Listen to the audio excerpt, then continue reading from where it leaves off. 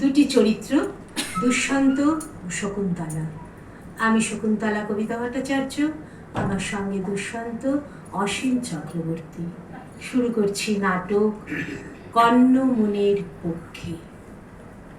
এই নির্জন অরণ্যে আমি একা দুষ্যন্ত। পার্শ্ববর্তী মালিনী নদী বয়ে চলেছে। দূরে দু একটি কুটির দেখা যাচ্ছে। একটু এগিয়ে যায়, যদি পানযোগ্য জল পাওয়া যায়। কেউ আছেন? বলছি, কেউ আছেন এই নিভৃত আশ্রমে? কেউ কি আছেন? আমি কি প্রবেশ করতে পারি? স্বাগত হে অতিথি, আসুন, আপনি আসুন কুটিরে। ভদ্রে, আমি তৃষ্ণার্ত, মৃগয়ায় বেরিয়ে খুব পিপাসার্ত, তাই অনুচরবৃন্দকে অপেক্ষায় রেখে আমি এসেছি এখানে। আমার পিতা ফলাহরণে বেরিয়েছেন, আসুন আপনি। পিতা? আমার পিতা কর্ণমণি, আমি কর্ণের দুহিতা। কর্ণের দুহিতা? এক আশ্চর্য মায়াজাল ভদ্রে। আপনি কে মহারাজ? মায়াজালি বা কেন? আমি রাজা দুষ্যন্ত, যজাতিপুত্র পুরু। আমি সেই পুরু বংশীয়। আপনি কে তবে ভদ্রে? ঋষি কর্ণ, তিনি তো উদ্ধরিতা তপস্বী। তাহলে কর্ণ দুহিতা সংসার যাবে। আমি শকুন্তলা। আপনি যথার্থই বলেছেন মহারাজ। আসলে আমার জন্ম বৃত্তান্ত রহস্যাবৃত। কথিত যে বিশ্বামিত্র ও স্বর্গ অপ্সরা মেনকার মিলনেই আমি জাত। আশ্চর্য। হ্যাঁ, বিশ্বামিত্র কঠিন তপস্যায় তখন মগ্ন। তার এই দৃঢ় তপস্যা লক্ষ্য করে দেবরাজ ইন্দ্র ভাবলেন তপস্যালব্ধ ফলে স্বয়ং ঋষি বিশ্বামিত্র হয়তো দেবরাজ ইন্দ্রকে অতিক্রম করে যাবেন। মেনকাকে দেখে বিমোহিত ঋষি বিশ্বামিত্র মিলিত হলেন। ইন্দ্রের অভিলাষ পূর্ণ করে নির্জন অরণ্যে আমায় প্রবেশ করে মালিনী নদীর অববাহিকায় ফেলে রেখে চলে গেলেন ইন্দ্রের সভায় আমার জননী মেনকা। সেই অরণ্যে আমায় রক্ষা করেছিল পক্ষীকুল। পক্ষী শ্রেণীর দ্বারা আমি রক্ষিত হয়েছিলাম বলেই আমার নাম হলো শকুন্তলা। একদিন স্নানে যাবার সময় কর্ণমণি আমায় দেখতে পেয়ে এই আশ্রমে নিয়ে এলেন। আমি তখন থেকে হলাম তার পালিতা কন্যা। হে শকুন্তলে, তোমার জীবন বৃত্তান্ত বড়ই বিস্ময়ের। আমি রাজা দুষ্যন্ত। আমাদের পূর্বপুরুষদের জন্ম ইতিহাস অনেকটা বাস্তবোচিত হলেও কম বিস্ময়ের নয়। পূর্ববংশ এই আমি তোমায় বলতে চাই, তুমি অনুত্তমা। তুমি নিজেই আশ্চর্য এক আলো। অরণ্যের ভিতর তুমি চন্দ্রালোকের মোহ। হে বারম্বার তুমি মুগ্ধ করেছ আমায়। এ আপনি কি বলছেন মহারাজ? আপনি আসন গ্রহণ করুন, এই পর্ণকুটিরে আপনি অবস্থান করুন, আমি আপনার আহারের আয়োজন করি। হে শকুন্তলে, তুমি আমার ঐশ্বর্য গ্রহণ করো। মণিরত্ন, মৃগচর্ম, কুন্তল এসব গ্রহণ করে তুমি আমায় ধন্য করো। মহারাজ, আপনি ঐশ্বর্যের উপত্যকায় মানুষ, আমি অরণ্যের সবুজ আলোকিত প্রাকৃতিক সভ্যতার প্রতীক। পক্ষীকুল আমার আত্মীয়, অরণ্যের সঙ্গেই আমার সখ্য। তুমি তুমি আমার ভার্যা ও শকুন্তলা। আমি তোমায় গ্রহণ করতে প্রস্তুত শকুন্তলা। বিনিময় হোক ভালোবাসা। না না না না, এই হয় না মহারাজ, হয় না। আমার পিতা কর্ণমণির অনুমতি ব্যতীত আমি নিজেকে আপনার কাছে উৎসর্গ করতে অক্ষম। তার অনুপস্থিতি প্রতিবরণ অসম্ভব। হে ভদ্রে, তুমি নিজেকে উৎসর্গ করতে সক্ষম? হে বরবর্ণিনী, ক্ষত্রিয়ের পক্ষে গান্ধর্ব বিবাহ বা রাক্ষস বিবাহ বিধিসম্মত।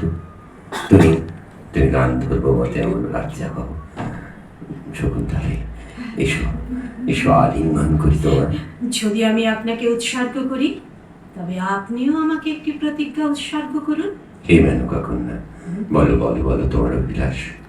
আমার উৎসর্গের ফলে যে পুত্র হবে সেই হবে যুবরাজ, এবং আপনার অবর্তমানে সে হবে রাজা। মান্য করি তোমার অভিলাষ। আমাদের পুত্রই রাজা হবে। স্মরণে থাকবে তো মহারাজ? থাকবে, নিশ্চয়ই থাকবে। আমার চতুরঙ্গিনী সেনা তোমাকে সপুত্রক নিয়ে যাবে রাজধানীতে। আমি প্রতিজ্ঞাবদ্ধ। তবে আমি স্বেচ্ছায় আপনার প্রতিজ্ঞ পালন করেছি মহারাজ। এই অনেক আকর্ষণ, এক অদ্ভুত অনুভূতি ক্রমশ দ্রবীভূত করছে কুমারিত্ব। আপনার ছায়ায় ঢাকা পড়ে যাচ্ছি আমি। শকুন্তলে, এই অরণ্য বেষ্টিত আশ্রম তোমার ও আমার এই শুভ মিলনের মুহূর্ত রচনা করুন মহারাজ। আমরা পরস্পরে আবিষ্ট, আমরা আলিঙ্গনাবদ্ধ। আমি তোমায় অঙ্গসাহীন করে দেবপুত্রের জন্ম দেব। সে হবে রাজা। এই শকুন্তলে, আমি তোমার লালিত ভালোবাসা সরোবরে সম্পূর্ণ নিমগ্ন। হে মহারাজ দুষ্যন্ত, আপনি তো ফিরে যাবেন গৃহে। যাবার পূর্বে আমার স্মৃতিচিহ্ন দিয়ে যাবেন না একটু? যে পুত্র আজ তোমার গর্ভে নিষিক্ত হলো, সেই তো সবচেয়ে বড় চিহ্ন। রাজ সমারোহে একদিন আমি তোমায় নিয়ে যাব রাজধানীতে। তাই? আমি তৃপ্ত শকুন্তলা, আমি তৃপ্ত তোমার গর্ভে আমার চিহ্ন রেখে। অনেক পরের ঘটনা। রাজা, রাজা, আমি শকুন্তলা, দ্বার খোলো, আমি এসেছি রাজা। প্রহরী, প্রহরী, ওই নারীকে সভায় নিয়ে এসো। কি তার প্রার্থনা শোনা যাক। প্রণাম মহারাজ দুষ্যন্ত, আমি আপনার বিবাহিতা ভার্য শকুন্তলা। শকুন্তলা? কি শকুন্তলা? মনে পড়ে না ভদ্রে। কোথায় দেখা হয়েছিল?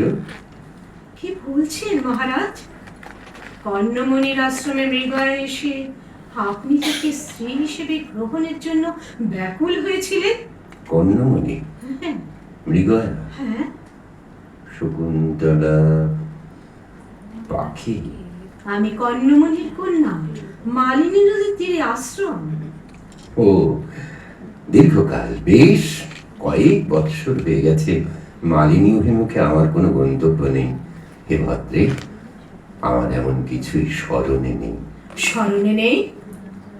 আপনি আমার গর্ভে পুত্র সন্তান উৎপাদন করে কথা দিয়েছিলেন চতুরঙ্গী সেনা পাঠিয়ে সসম্মানে আপনি আমাদের নিয়ে যাবেন। এই দেখুন, এই দেখুন, এই সেই আপনার পুত্র, এই সেই সর্বদমন। সর্বদমন? বা বেশ বলিষ্ঠ চেহারা। শুধু বলিষ্ঠ নয়, এই বালক হিংস্র পশুর সঙ্গে যুদ্ধ করে জয়ী হয় অবহেলায়। সে বীর, সে ভদ্র। কিন্তু না না না না শকুন্তলা, আমার এমন কোনো স্মৃতি নেই তোমার সঙ্গে। আমি এই পুত্রকে অস্বীকার করি। কি বলছেন মহারাজ? অস্বীকার আপনি বিবাহকে করতে পারলেও এই পুত্রকে করতে পারেন না।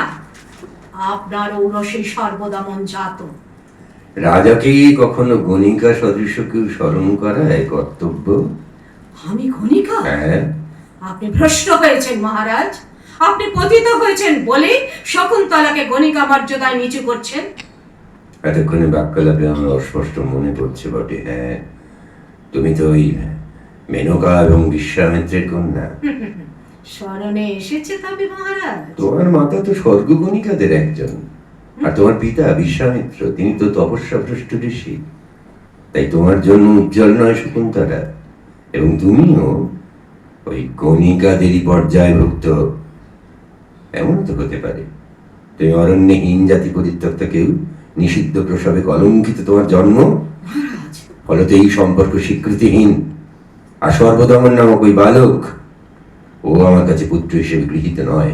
যাও যাও যাও, ফিরে যাও শকুন্তলা, বাক্যালাপ নিষ্প্রয়োজন। মানুষের জন্ম তার নিজের হাতে নয় মহারাজ। আপনার মাতা ইন্দ্রসভায় নৃত্য করলেও আমি তো গণিকা বৃত্তি ধারণ করিনি কখনো। বৃথা প্রচেষ্টা শকুন্তলা, পুনরায় বলছি, বাক্যালাপ নিষ্প্রয়োজন। আপনার যদি গণিকা গর্ভে জন্ম হয়, তবে আপনার বংশ পরিচয় কলঙ্কিত বটে। অস্বীকার করতে পারেন, আপনি অস্বীকার করতে পারেন মহারাজ, স্বয়ং যযাতিত পুত্র উৎপাদন করেছিলেন দানব কন্যা দাসী শর্মিষ্ঠার গর্ভে, এবং সেই পুত্রই ছিলেন রাজা পুরু। আর রাজা জাতির স্ত্রী দেবযানীর গর্ভে দুই পুত্র জন্ম নিয়েছিল, যদু এবং তর্পস্য। রাজা যযাতির জরানিতে তর্পস্য অস্বীকার করায় তিনি অভিশপ্ত হয়েছিলেন পিতার দ্বারা।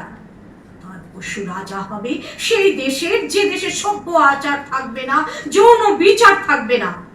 মনে পড়ছে মহারাজ দুঃসাধ্য, আপনি মানুষ হয়েছিলেন অনার্য সংস্কৃতির চেয়েও হীন ভাব দ্বারা লালিত সেই তর্পস্যদের ঘরেই। সহস্র গণিকা নিয়ে বিলাসে মত্ত থাকায় শকুন্তলাকে আজ মনে নেই আপনার। এই আপনার বংশমর্যাদা, যেখানে মাতার নাম স্পষ্ট নয়, এখানে আপনি আমায় গণিকা বলে উল্লেখ করায় সমগ্র রাজসভা কলঙ্কিত হচ্ছে আপনার আচরণে মহারাজ। শকুন্তলে, আমার জন্ম বৃত্তান্ত সত্যি অস্পষ্ট। তোমার অনুমান মিথ্যা, তা বলার দৃষ্টতাও আমার নেই।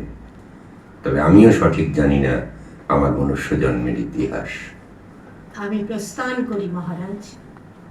আপনার কাছে সর্বদমন থাকবে, যুগ যুগ ধরে রাজাদের যত্রতত্র গমন, ইচ্ছা অনুযায়ী নারীদের সঙ্গে মিলন, সন্তান উৎপাদন, এবং তারপর তাকে ভুলে যাওয়া বা অস্বীকার করার এই সংস্কৃতির বিরুদ্ধে শকুন্তলার প্রতিবাদ ধরে নিন। শকুন্তলা একই ইতিহাস উন্মোচন করে আজ বিদায় নিল। আমি কি স্মৃতিভ্রষ্ট মানুষ? আমিও কি তবে বংশগত ব্যাধি জড়ায় আক্রান্ত হয়ে হারিয়ে ফেলছি পূর্ব স্মৃতি? না না না, হয়তো কি একটা স্বর ভেসে আসছে। শকুন্তলাকে ফিরিয়ে আনো। কি বলছে শকুন্তলাকে ফিরিয়ে আনো? তবে কি দৈব আনি, নাকি আমি অবসন্ন মনোভাব প্রসারিত করে আলোকিত হয়ে ফিরে আসছি সাধারণ মানুষের জীবনযাত্রায়? শকুন্তলে, ফিরে এসো, ফিরে এসো, ফিরে এসো। এই তো শকুন্তলা, ফিরে এসো। এই আমার পুত্র সর্বদমন এত বড় হয়ে গেছে। এসো এসো বাবা সর্বদমন, এসো আমার কাছে। হ্যাঁ হ্যাঁ, শোনো, আমি তোমার পিতা রাজা দুষ্যন্ত, তোমার মাতা সাধ্বী শকুন্তলা। মহারাজ, কর্ণমুনি আমায় বর দিয়েছিলেন। আমি তার নমুনা। তুমি সমস্ত আবরণ উন্মুক্ত করে দিয়েছ। রাজসভায় তোমার স্থান আজ আমারও উপরে। মহারাজ, স্থান নির্বাচিত হয় মানুষের আচরণে ও তার মহত্বে। হে শকুন্তলে, তুমি চলে যাবার তাৎক্ষণিক সময়টুকুতে আমি দৈববাণী প্রাপ্ত হয়েছি। দৈববাণী? মহারাজ, ওটা হতেও পারে বিস্তৃত কোনো মানুষের সুপ্ত বিবেকের পুনরুদ্ধার। অরণ্যবাসীরা মনে করে কর্মই তাদের ফলের নিয়ামক, দৈব বলে কিছু নেই মহারাজ। এই রাজসভার মধ্যগান, এই দেবদূত সদৃশ বালকের নাম আজ থেকে হোক ভরত। ভরত? হ্যাঁ ভরত। এই ভরত থেকে এই দেশের নাম হবে ভারত। আর শুনুন আপনারা, আমি ব্যবহার শকুন্তলার সঙ্গে করেছি তার প্রতিভক্তি পরীক্ষার জন্য। আসলে এইটুকু লজ্জাজনিত ব্যাখ্যা থাক নিজের কাছে।